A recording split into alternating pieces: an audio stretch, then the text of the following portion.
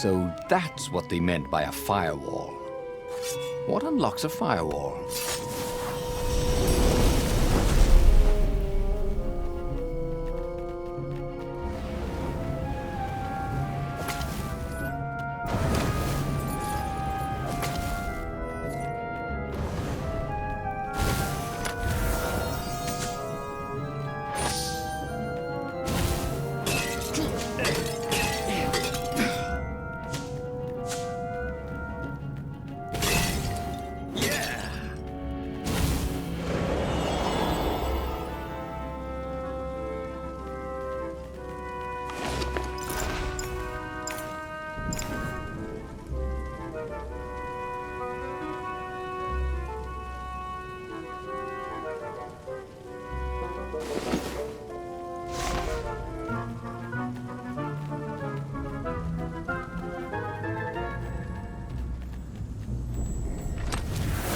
This chest made music when you opened it.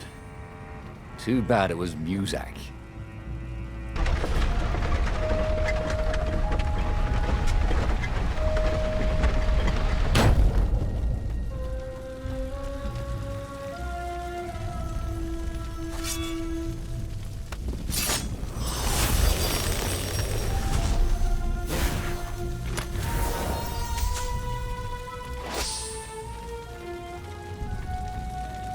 Gogglers. Bernardo hated gogglers. It was almost impossible to sneak past them. If one didn't spot you, another one would.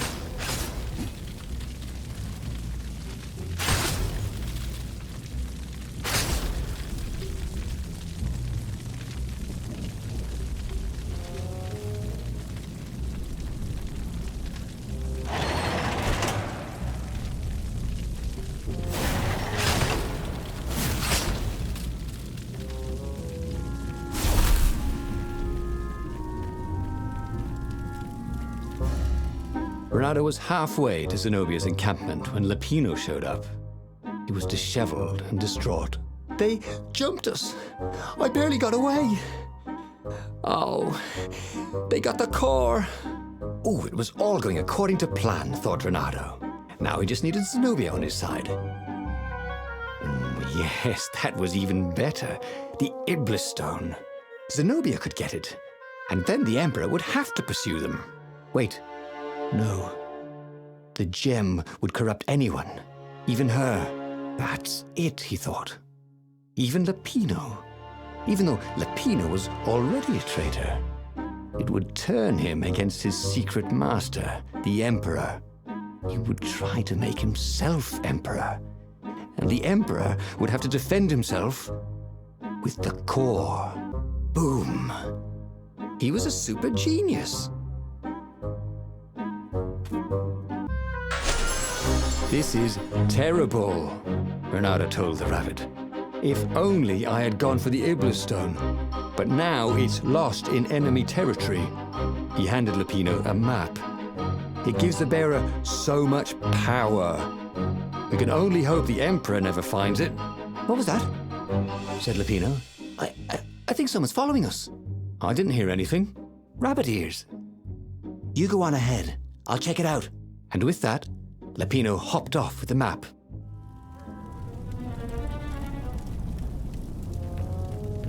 Where was a workbench when you needed one? Oh, never mind.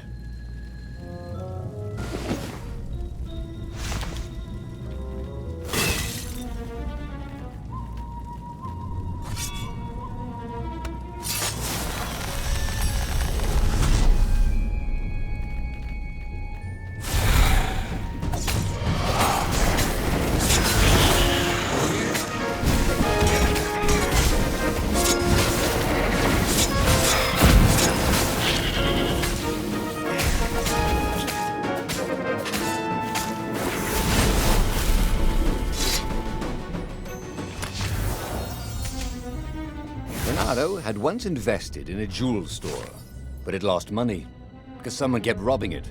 Twist. It was him.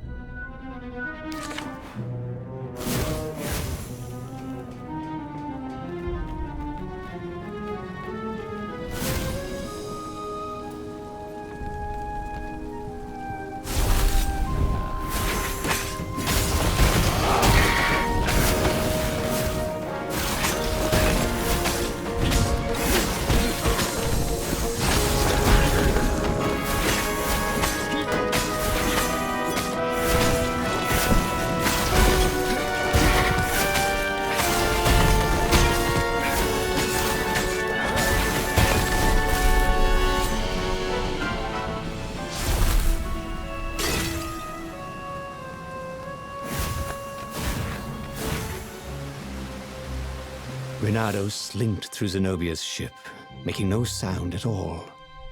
She was curled up on her bed. He'd forgotten how beautiful she was, how sleek, how soft. He tapped her on the shoulder with his sword. She was made of smoke, and he noticed he had a very solid blade to his throat. "Did you really think you could capture me?" Purred a familiar voice. "I just wanted to chat," said Reynardo. "Did you ever wonder why the Emperor adopted you? He needs a sacrifice, someone who truly loves him, to make a bargain with the lost gods." "That's a vicious lie. He wants to bring them back." "No, that's crazy. Why would anyone..."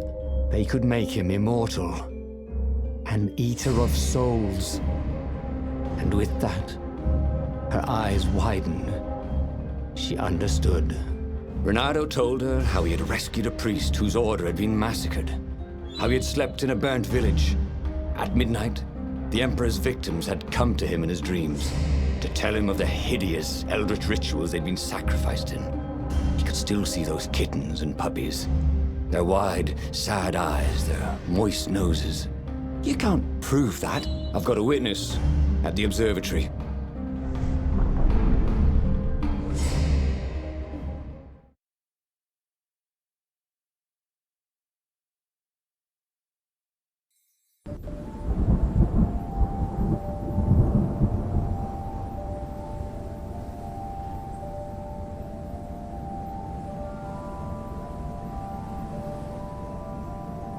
He couldn't tell her, not yet, why he was really here. He didn't want her to be anywhere near the fleet when her father blew himself and Lupino up. So he told her about how the Emperor's obscene rituals had raised ancient artifacts out of the land.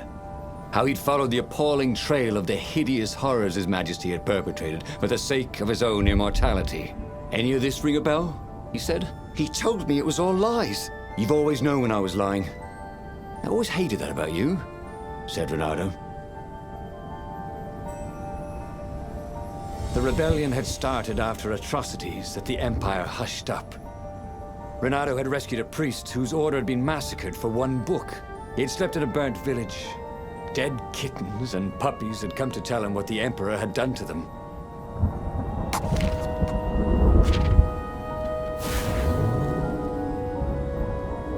There was an engraving.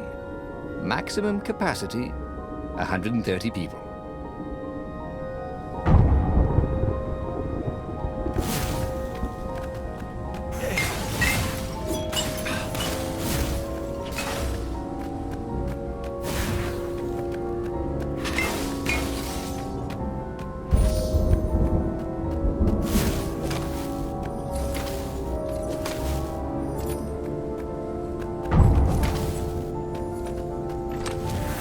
This chest contained blank passports from 15 countries.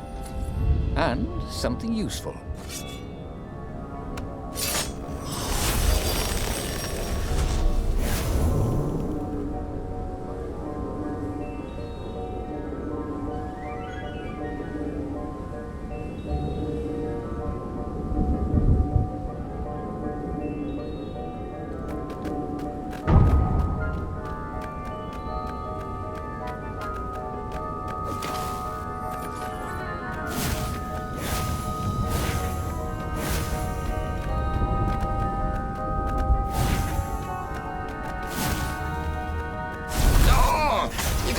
Delicious-looking eyeballs, cawed the lead raven.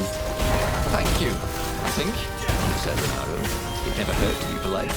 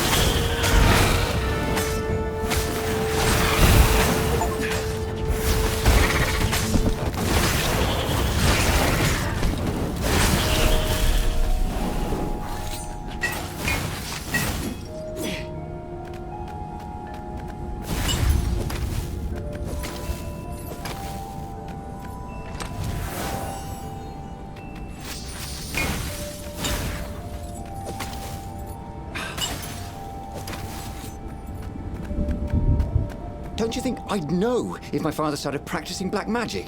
Why? Would you join in? No. I'd destroy his books and I'd... Oh, God. Okay, you're not completely wrong. They've resurrected one of his victims. Well, look, it's not exactly alive, but it can talk. A true witness, she said.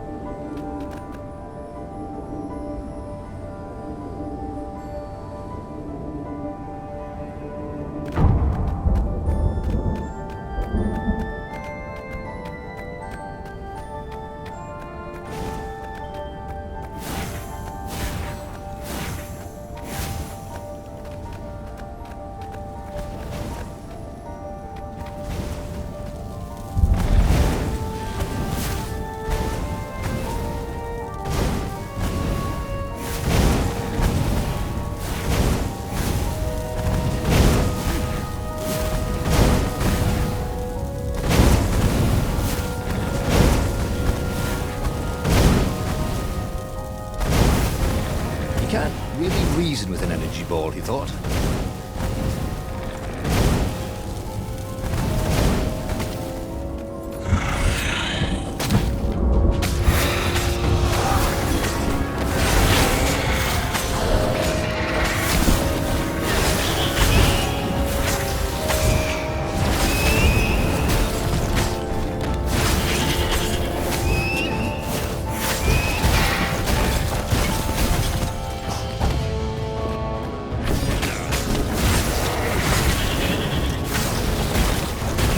I hear you're the dead, silent type.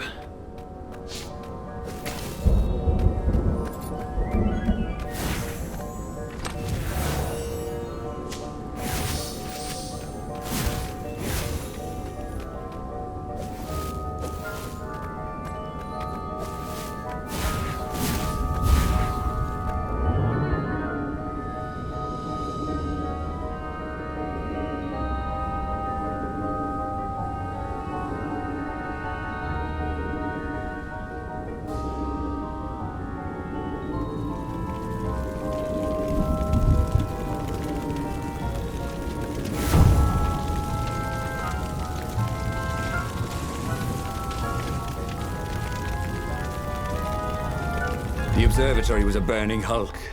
Dead scientists and black feathers everywhere. The ravens had taken special care to burn the reanimated witness to cinders. Zenobia stared at the carnage. He didn't want me to hear the witness, did he? I guess not. What's your plan? She asked. So, Bernardo explained his brilliant gambit. Sending Lapino to get the Iblistone, become super powerful and corrupted, provoke the Emperor into using the core against him, thus blowing up both of them, and hopefully the fleet too. Let me visit your council, she said, shaken. I want to help. Could he really trust her?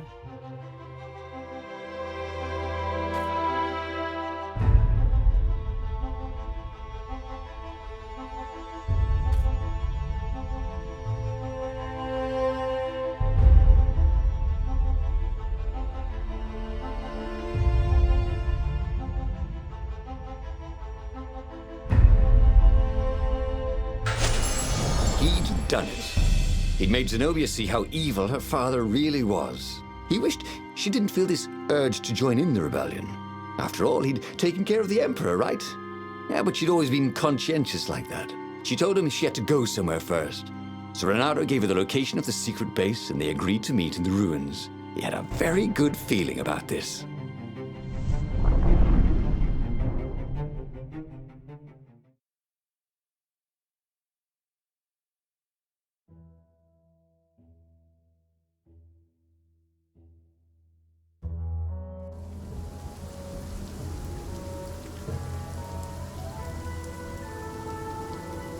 What had Zenobia gone off to do? What was more important than meeting the rebel council? Had he made a mistake, sending her to the ruins? No. He knew they could trust each other. He could trust her because she never broke her word. and she could trust him because she could see right through him. Well, she'd probably be there well before him. She at least didn't have to fight her way through rainstorms of ravens.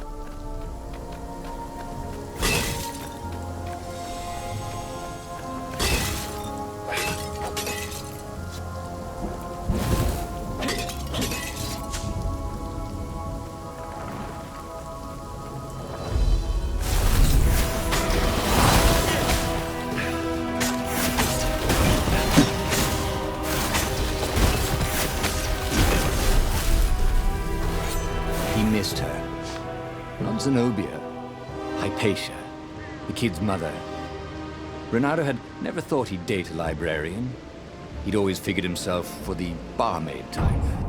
But then, he'd never figured the library of Ubar would have comic books, or that Hypatia would know anything about them.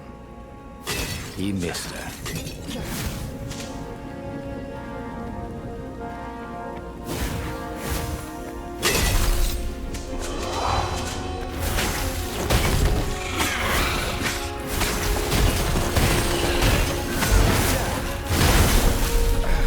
Renato wondered if he could learn to cook this way.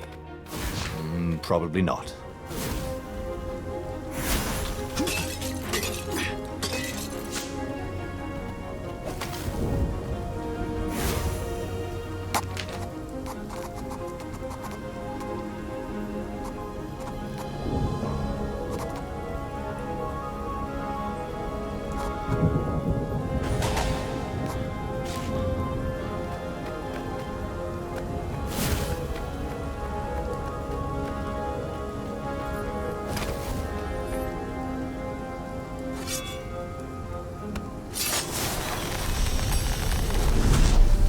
I wonder what happens if I go that way.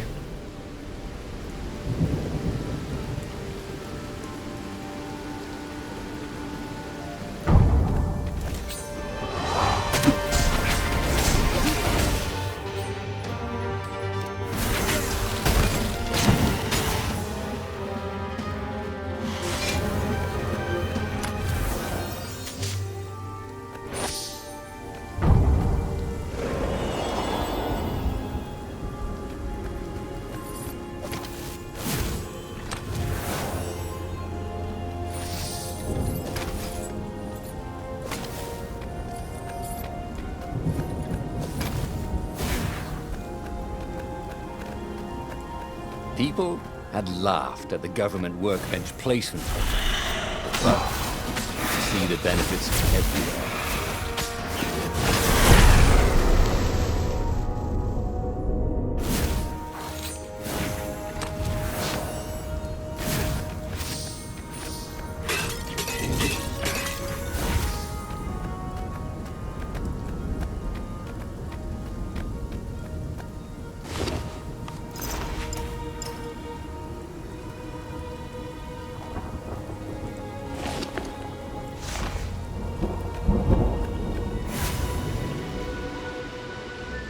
There was an inscription on the platform. Balaleka lessons, with an address.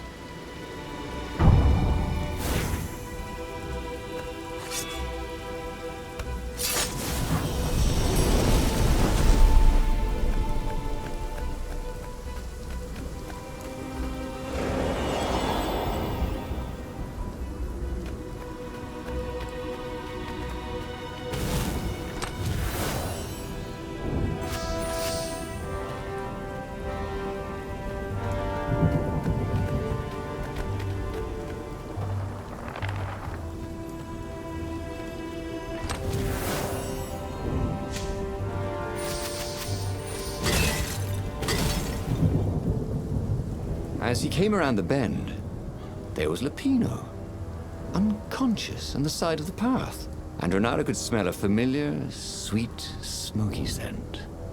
Who? Zenobia. It had to be. She never used a combat spell when she could use drowsy gas. That meant she had the Iblis stone. What would it do to her? She hated her father now. She'd kill him for sure. The council wouldn't mind if she killed the Emperor, but murdering her father would destroy her. He had to get to whatever ledge she was on and talk her down from it.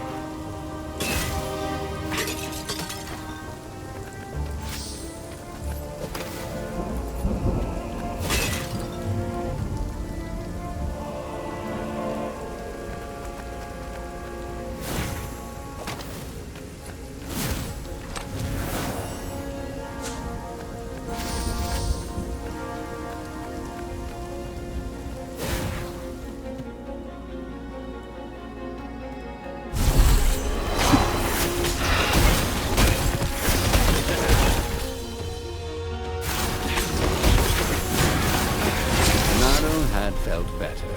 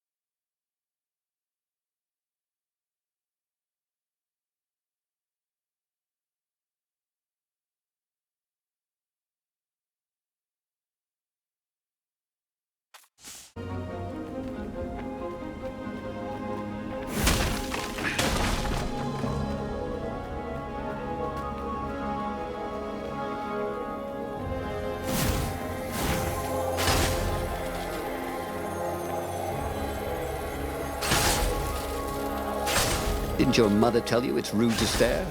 Snapped Renato, a little smug.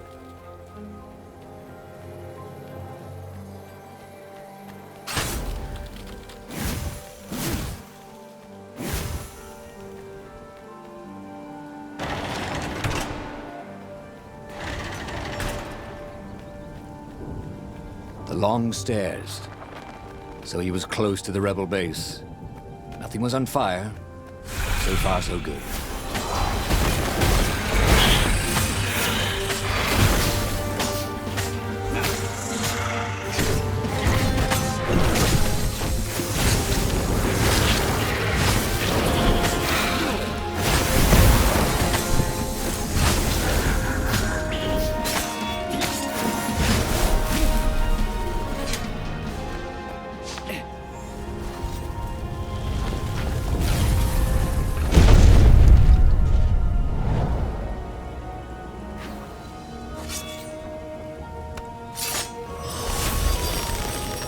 Maybe I should follow my nose, thought Renato.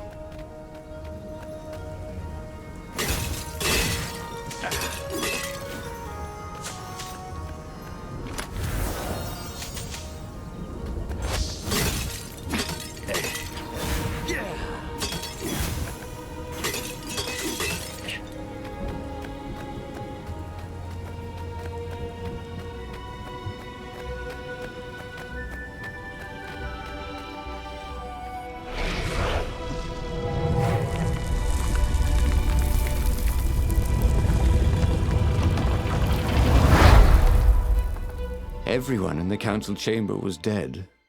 Zenobia stood shivering in the courtyard, drenched in blood. Why? He managed. They started arguing with me. I lost my temper and I wanted their blood. Well, not me. The stone did. Why did you take it from Lupino? I had a plan. You had a stupid plan, she said. I'm going to go kill my father now. No, you can't. You'll just take his place. You'll become worse than him. Get out of my way, or I'll kill you too.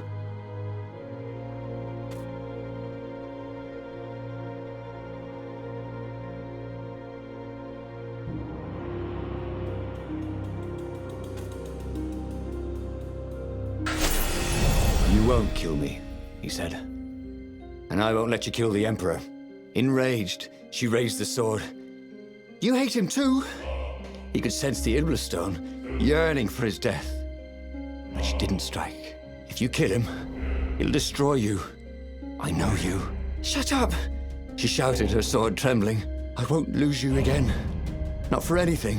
Get away from me, he said, and he was very close. I can't lose you again.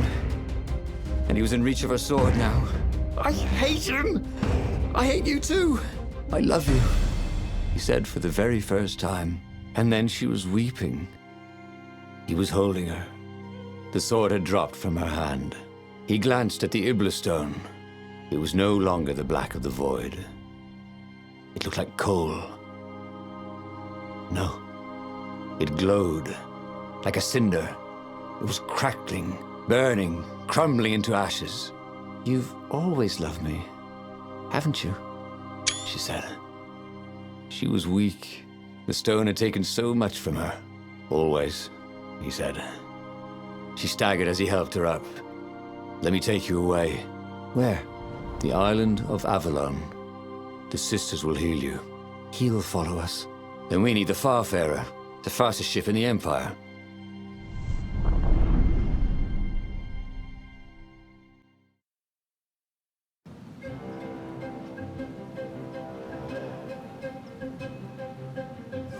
The Empire had seized his ship. They'd have to take it back.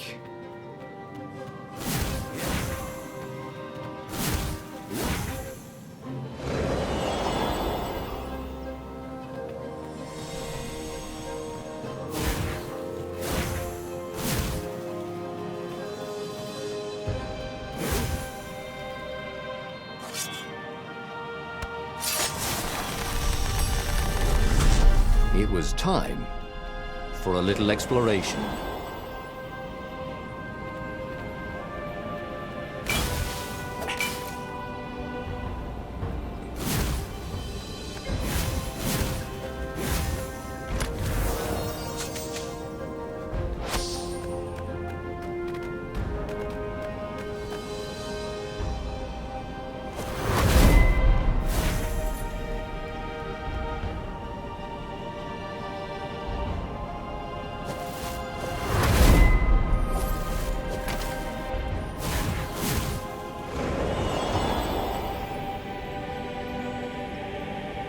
And there it was, his beautiful skycraft, the Farfarer.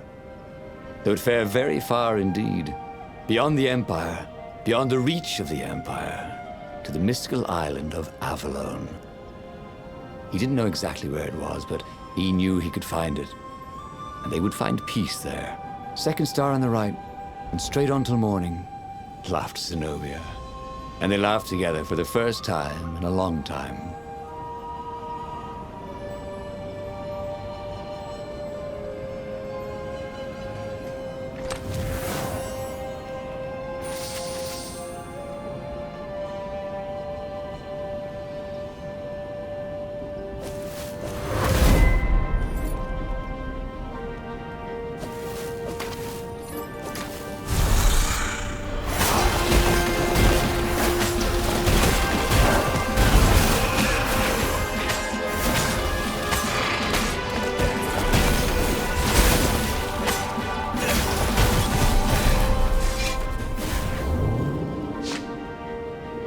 A very clever engineer named Elon Musk got his start making floating platforms. Not many people knew that.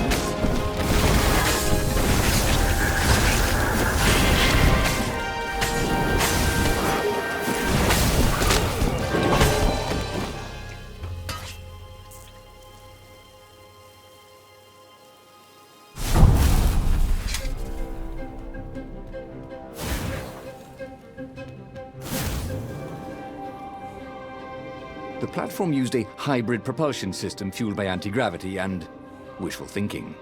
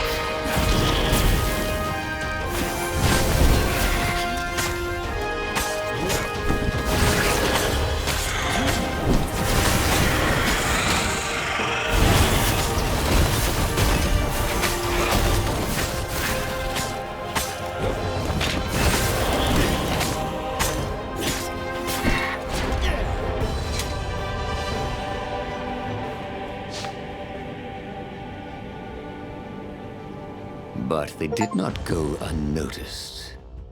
Scout ships lifted off, and the long lance of the Imperial flagship. Bernardo turned downwind to gain speed. The Raven ships could pursue, but they couldn't close. The Farspeaker croaked, "Return her and live!" "Go sacrifice yourself," yelled Bernardo. "Then you won't have her either." On the flagship, the Emperor was readying some arcane weapon. It couldn't be. It was the core. A devastating beam lanced out of the flagship. Bernardo zigzagged wildly to keep the Farfair out of it. Now the Raven scout ships were closing the distance, and the beam was getting closer too. Then came a blinding flash, and the air was searingly hot all around him. There was a thunderous, deafening roar. He could smell burnt oak and burnt feathers and burnt flesh. But when he could hear and see again, they were alive and unhurt. And they were alone in the sky. Zenobia embraced him. They had done it. Through luck and through love, they had won the war. "Avalon, here we come," he said as he held her arms wide in the prow of the boat and let her feel its speed. "Maybe the real Avalon is wherever we're together," she said. And so, after a bit of an argument, Bernardo and Zenobia went to one of the two Avalons. The one shrouded in mists, or the one in their hearts. But which one they went to, I'll never tell. He'd done it. He'd forged his own destiny. Well, he hadn't actually done it, but he knew what he would do. Bernardo smiled at the book. He practically wanted to kiss it. The kid's sacrifice hadn't been in vain. He'd saved the book and saved the world. Bernardo owed him and his mother so much. Bernardo lowered the mainsail and let the Farfarer shoot forward in the breeze. Second star to the right, and straight on till morning. This time, he would win.